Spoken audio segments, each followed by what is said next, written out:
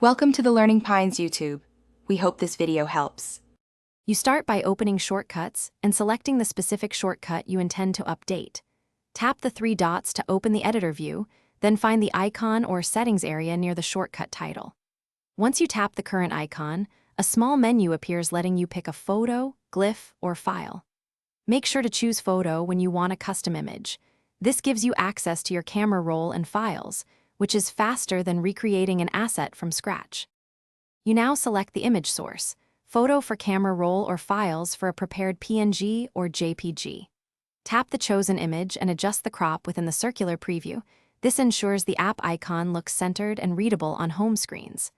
Once you position and scale the photo, tap Done or Choose to confirm. Make sure to preview the updated icon in the editor.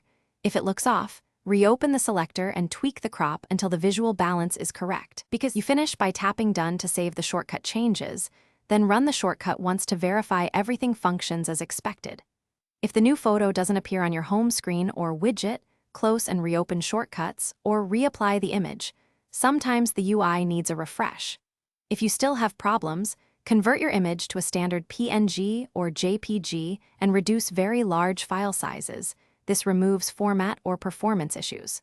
Finally, make sure iOS is updated, because system